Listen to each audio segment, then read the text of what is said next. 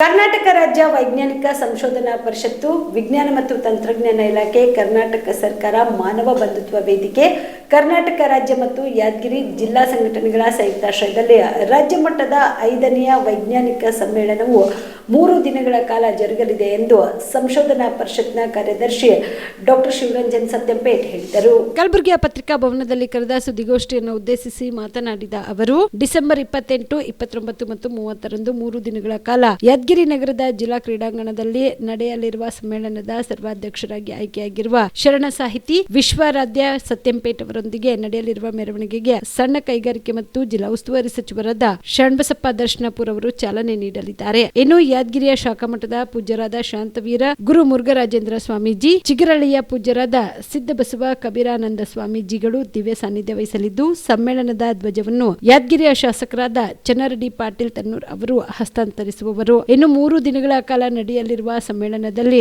ಜೀವಮಾನ ಸಾಧನಾ ಪ್ರಶಸ್ತಿ ಪುರಸ್ಕಾರ, ವಿಶಿಷ್ಟ ಸೇವಾ ಪ್ರಶಸ್ತಿ ಪುರಸ್ಕಾರಗಳು ಸಾಧಕರಿಗೆ ಪ್ರದಾನ ಮಾಡಲಾಗುವುದು ಎಂದರು. ಇನ್ನು ಎಐ ಏನು ಮಾಯವೋ ಮತ್ತು ಮೌಢ್ಯತೆಯ ಮಾರಿಯನ್ನ ಹೊಡೆದೋಡಿಸಲು ಬನ್ನಿ ಎಂಬ 2 ವಿಷಯಗಳ ಮೇಲೆ 2 ಪ್ರತ್ಯೇಕ ಗೋಷ್ಠಿಗಳು ನಡೆಯಲಿದೆ ಎಂದರು. 5 ವರ್ಷ ಆಯಿತು. 5 ವರ್ಷಗಳಲ್ಲಿ ಈಗಾಗಲೇ 5ನೇ ರಾಜ್ಯ ಸಮ್ಮೇಳನ ನಡೀತಾ ಇದೆ. ಮೊದಲನೇ ರಾಜ್ಯ ಸಮ್ಮೇಳನ ಶಿವಮೊಗ್ಗದಲ್ಲಿ ಇಸ್ರೋದ ಕಿರಣ್ ಕುಮಾರ್ ಅವರ ಅಧ್ಯಕ್ಷತೆಯಲ್ಲಿ ನಡೀತು. 2ನೇದು ತುಮಕೂರಿನಲ್ಲಿ ನ್ಯಾಯಮೂರ್ತಿ ನಾಗಮೋಹನ್ ದಾಸ್ ಅವರ ಸರ್ವಾಧ್ಯಕ್ಷತೆಯಲ್ಲಿ ನಡೀತು. 3ನೇದು ಲಿಂಗಸೂಗೂರಿನಲ್ಲಿ, ಅದು ನಮ್ಮ ಈಗ ಲೋಕೋಪಯೋಗಿ ಸಚಿವರಾಗಿರ್ತಕ್ಕಂಥ ಸತೀಶ್ ಜಾರಕಿಹೊಳಿ ಅವರ ಸರ್ವಾಧ್ಯಕ್ಷತೆಯಲ್ಲಿ ನಡೀತು.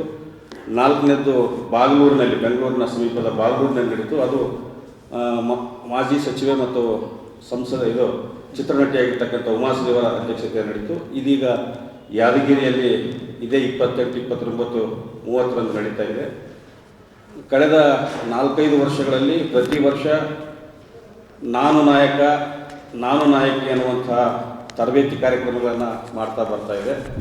ಮೊನ್ನೆ ತಾನೇ ನಮ್ಮ ನಾಗರಾಜ್ ಅವ್ರ ಮಗ ಹೋಗಿದ್ರು, ಯಾವುದ್ರಿ, ನಾನು ವಿಜ್ಞಾನಿ ಅಂತ ತಿಳ್ಕೊಂಡು ಅಲ್ಲಿ ಯಾವುದಂದ್ರೆ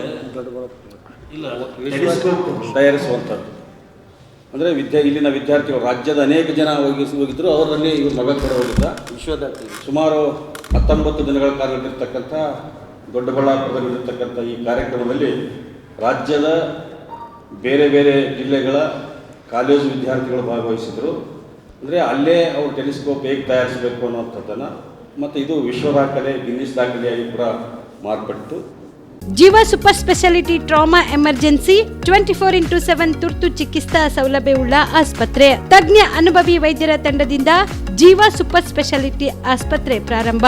ಕಲಬುರಗಿ ಮೂಲದ ವೈದ್ಯರು ಬೆಂಗಳೂರು, ಹೈದರಾಬಾದ್, ಮುಂಬೈನಲ್ಲಿ ಕಾರ್ಯನಿರ್ವಹಿಸಿದ ತಜ್ಞ ವೈದ್ಯರ ತಂಡದಿಂದ ಇವಾಗ ಕಲಬುರಗಿಯ ಜೀವ ಸೂಪರ್ ಸ್ಪೆಷಾಲಿಟಿ ಆಸ್ಪತ್ರೆಯಲ್ಲಿ ಗುಣಮಟ್ಟದ ಚಿಕಿತ್ಸೆ. ಅನುಭವಿ ವೈದ್ಯರ ತಂಡದೊಂದಿಗೆ orthopaedic, neuro surgery, general surgery, general medicine, urology, gastro surgery, obstetrics, paediatric, gynaecology, cardiology, neurology, dermatologist ಸೇರಿದಂತೆ OPD, IPD, ICU, NICU, ultrasound, 2D echo, laboratory, major OT ಸೌಲಭ್ಯದೊಂದಿಗೆ ಎಲ್ಲ ರೋಗಕ್ಕೂ ಒಂದೇ ಸೂರಿನಡಿ ರಿಯಾಯಿತಿ ದರದಲ್ಲಿ ಜೀವ ಸೂಪರ್ ಸ್ಪೆಷಾಲಿಟಿ ಆಸ್ಪತ್ರೆಯಲ್ಲಿ 24x7 ಎಮರ್ಜೆನ್ಸಿ ಚಿಕಿತ್ಸೆ ನೀಡಲಾಗುವುದು.